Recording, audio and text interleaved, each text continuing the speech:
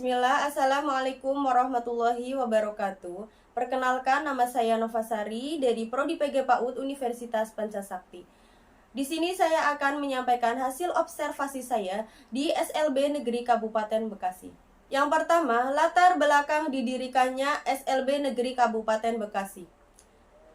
SLB Negeri Kabupaten Bekasi adalah unit pelaksana teknis pendidikan persekolahan yang didirikan oleh pemerintah Provinsi Jawa Barat pada tanggal 4 Januari 2012.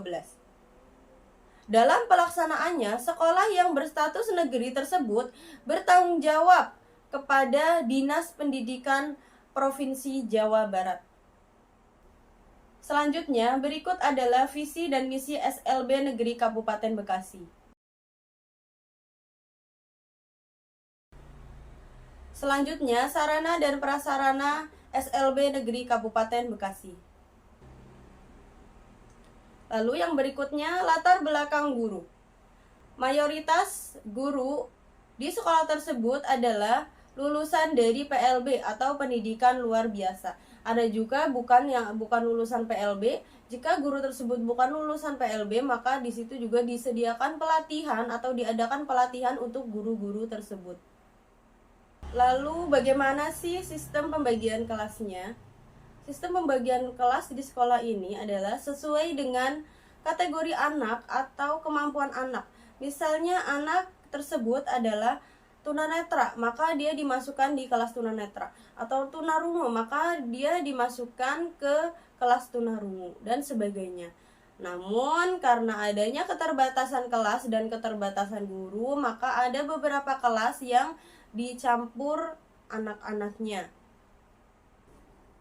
Lalu kompetensi yang dilakukan terkait minat dan bakat anak, ada menjahit, membatik, tata boga, dan sebagainya.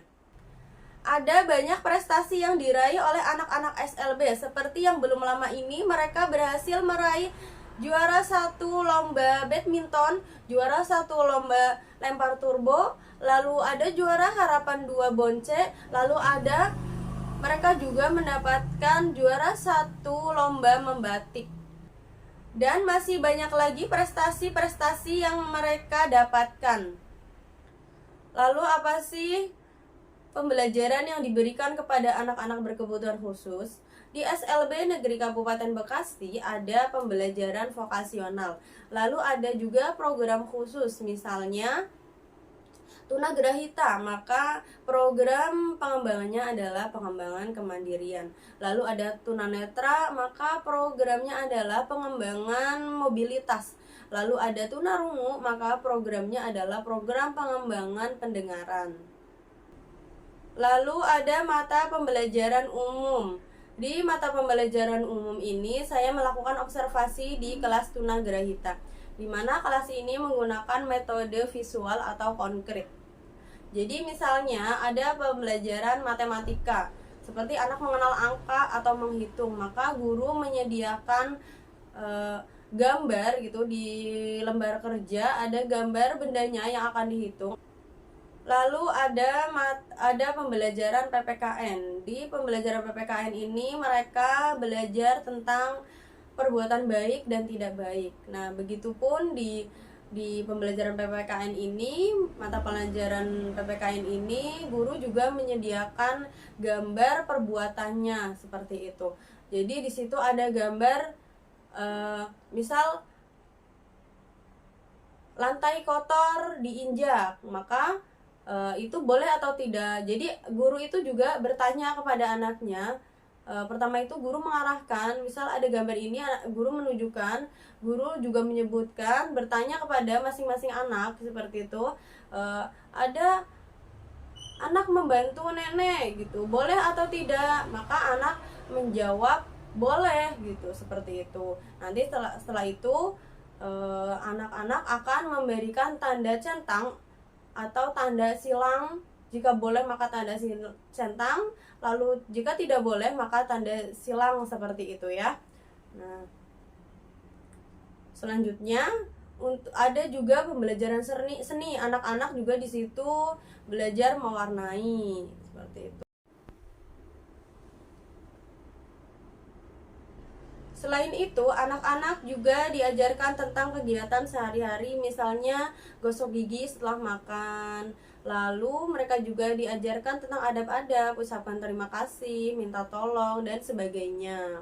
Nah, seperti sesuai dengan programnya di Tunagrahita itu mereka ada diajarkan tentang kemandirian. Jadi walaupun mereka itu berkebutuhan khusus, tapi guru juga mengajarkan mereka untuk mandiri.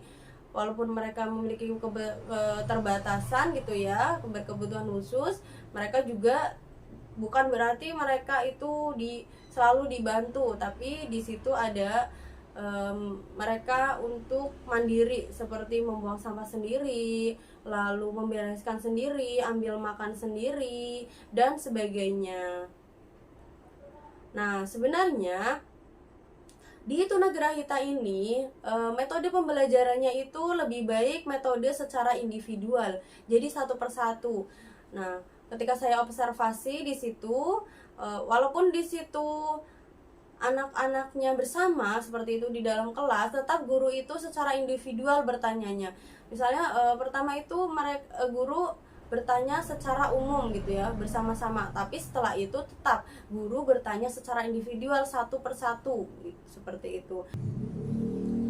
Jadi di metode individual ini misalnya ketika mengenalkan keseharian seperti itu ya, mengenal benda, mengenal sayur-sayuran.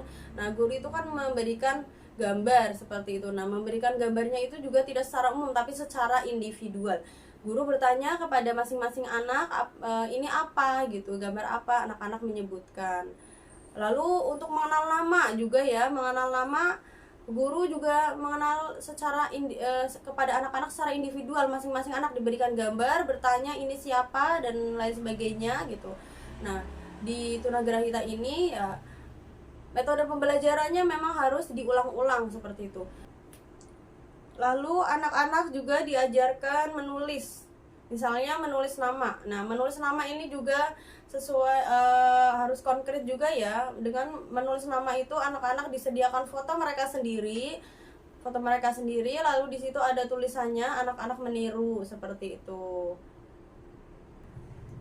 Nah, mari kita simak dulu bagaimana proses pembelajaran di kelas Tunagrahita.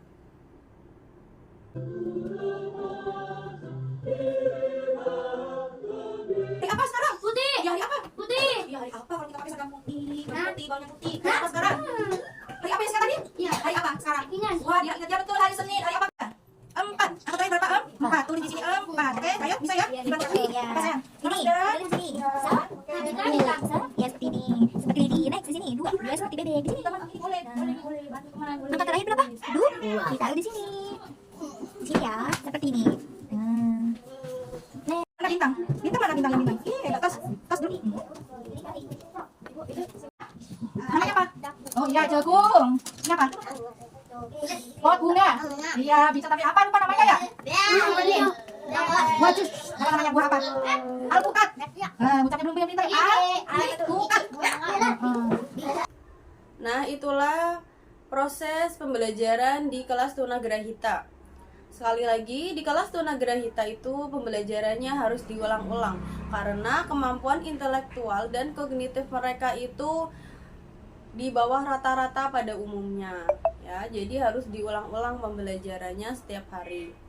Nah, selanjutnya ketika anak bisa menjawab dengan benar, maka guru juga memberikan reward gitu ya, reward atau apresiasi dengan mengucapkan hebat, misalnya hebat, atau dengan tos seperti itu ya. Nah, untuk capaian pembelajarannya di sekolah ini menggunakan fase. Nah, jadi fase itu ada fase A sampai F. Nah, di masing-masing fase itu juga memiliki tingkatannya tersendiri. Selanjutnya, hubungan sosial anak. Hubungan sosial anak juga masing-masing anak berbeda-beda.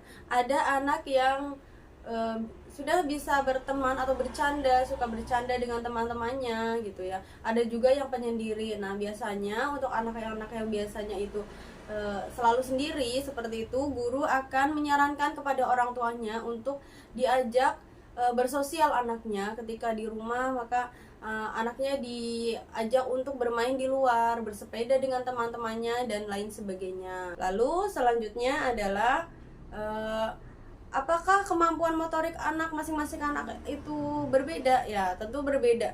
Tidak hanya motorik, untuk kemampuan anak-anak itu masing-masing berbeda. Seperti di kelas tunagrahita ada dia baru bisa menunjuk, belum bisa berbicara.